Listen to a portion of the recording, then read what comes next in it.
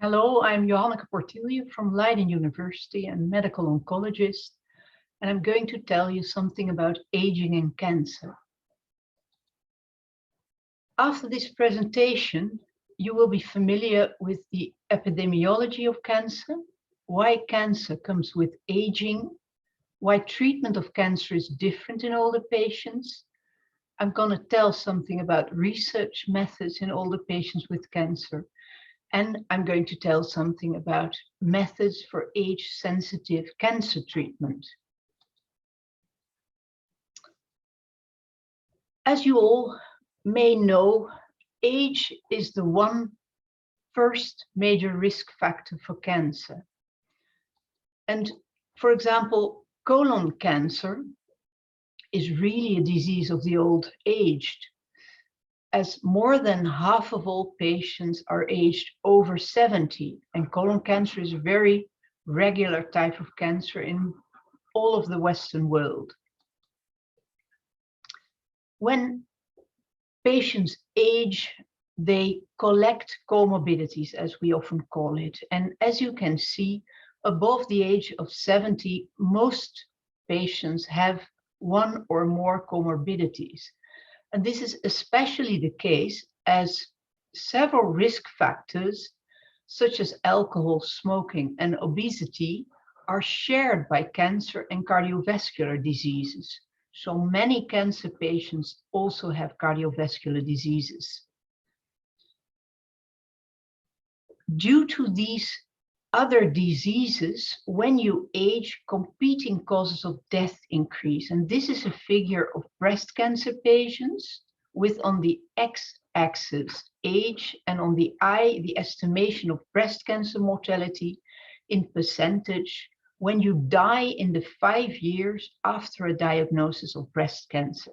So if you're 35, the figure shows you that if you die in the 5 years after breast cancer diagnosis, most deaths are caused by breast cancer, whereas if you're 85, only 1/3 of all deaths in the 5 years after a breast cancer diagnosis will be due to breast cancer, and all the other mortalities due to other causes.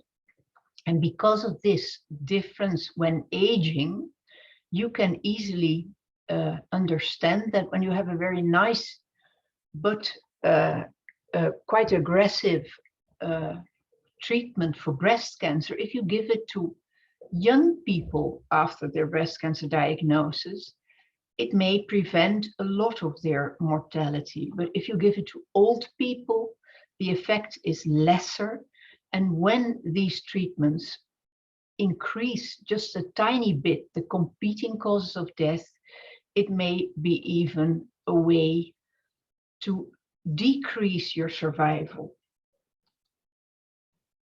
Cancer and aging have shared features, and those are genomic instability and mutations. They have also divergent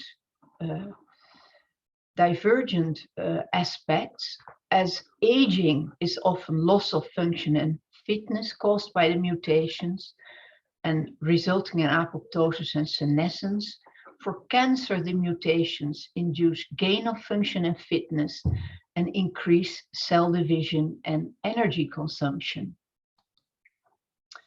Mutations are very critical contributors to somatic evolution, and that's why they occur in us. They provide for human beings a phenotypic variability that is necessary for selection so that we are still useful humans in the year 3000. And through reproductive years, when we're young, we have several very good mechanisms that protect us against cancer.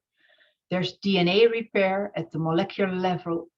There is cell competition at the tissue level, where normal neighboring cells push out the aberrant ones. And there's at the body-wide level an immune system that clears senescent cells. But these mechanisms unfortunately wane post-reproduction, and therefore, well, we get mutations that provide cancer. And it's even so that age-associated selection for oncogenic mutations seems to occur. When you then look at cancer treatment, what is so different in cancer treatment for old versus young? Well, treatment with curative intent, so the treatment we give at the start of cancer when the diagnosis is first made and when we still have a localized cancer, that is most often a very intensive multimodality treatment, a combination of radiotherapy and surgery and adjuvant systemic therapies such as chemotherapy, targeted therapies, or immunotherapy. And in the development of cancer drugs, we often have seen that the highest tolerated dose is considered the optimal dose. Well, it is clear that when the optimal dose has been developed for younger patients, that treatment of older patients will give reduced tolerance, and also due to the reduced tolerance, reduced efficacy, because the treatment is not so much tolerated, and therefore there's early treatment withdrawal in many patients, and competing causes of death reduce the absolute effectivity of a treatment. In addition to that, goal setting may be very different for older patients. Where young patients primarily think of survival as being key in the treatment outcome, older patients often prefer quality of life, remaining independent and retaining their function. And in the Netherlands, we sometimes use the OPT tool. That's a practical tool for goal setting, and patients can have a talk with us with the use of this tool, what they think are their major life goals and should be the goals of their treatment. Well, these factors make treatment decisions quite difficult in many older patients. What we know is that when doctors decide that an older patient can be treated, for example, with adjuvant chemotherapy, and this figure is from colorectal cancer stage 3, a good indication to try and give chemotherapy because it increases survival. When doctors think that it's a good idea to start this treatment, still there is very often premature treatment withdrawal. And this is a cohort study in the Netherlands where they looked at all the patients that were treated in the adjuvant setting, and more than 50% had to stop their treatment before the courses that were aimed were finished. So doctors are not very good in making out what patients will endure treatment and what patients won't. And this gives very difficult treatment decisions, as I already said. And if you look at all the different hospitals, every bar in this figure is a Dutch hospital. And then on the y-action, you can see the proportion of patients that has gotten adjuvant chemotherapy for colon cancer over the age of 70. Then you can see that there are hospitals where only 20% of patients will be treated. But there are also hospitals where 80% is treated and everything in between. And this is because different doctors make different treatment decisions for their patients, because the patients that are seen in the hospitals on the far right and the hospitals on the left do not harbor very different patients. So it's a doctor's choice and not so much a different patient that gets such a different treatment. Well, these different treatments, of course, they give a very high risk of undertreatment and overtreatment. And undertreatment results in increased cancer deaths, and overtreatment increases other causes of death and increases complications and morbidity in older patients. So what we really need is scientific evidence to support personalized treatment for older patients, because they have as a group such a heterogeneous fatality? Well, what research methods can we apply for older patients? We know that at present there's very limited scientific evidence for most older patients. In this figure on the left are patients between 65 and 74 years of age, and as you see, the yellow part is the patients in this age group that are fit, the gray bar, the vulnerable ones, and the blue are the frail patients, and we only have scientific evidence. The white bar to the right, we only have scientific evidence for those who are fit. And then if you go up in age, for the age group 75 to 84, we have hardly any scientific evidence. And when you get older, there's none whatsoever. And that is caused by the following. Most studies that address treatments are randomized clinical trials. Randomized clinical trials are the key type of study to decide whether a new treatment is better than an old treatment. And this figure is a figure of all the studies that have been done to test tamoxifen after a breast cancer diagnosis. Tamoxifen is a hormone. It has it has not a lot of toxicity. It is very well supported by older women. And this figure shows the outcomes of patients that were treated with tamoxifen versus controls, and the controls only got an operation. And on the y-axis is mortality. And as you can see, tamoxifen protects against mortality. It's a good treatment. But then if we look at the meta-analysis, 20 randomized clinical trials have been performed of tamoxifen versus control, with a total of more than 21,000 patients, and only 300 patients were aged 70 plus. Whereas in the normal population of breast cancer patients, at least 40% is 70 plus. So what you can say is that there has been an enormous selection bias, with primarily extremely fit women participating in these studies when they were over 70. So the results of these studies can hardly be applied to general 70 plus women. And we also see that in studies, very often the patients who are 70 years or older, they have better results than those between 50 years until 70. And that's because these 70 plus patients were so highly selected. Well, the other type of studies that is very often performed are cohort studies of real life treatment. In cohort studies, you simply look at what has been done, how patients in the real life population have been treated.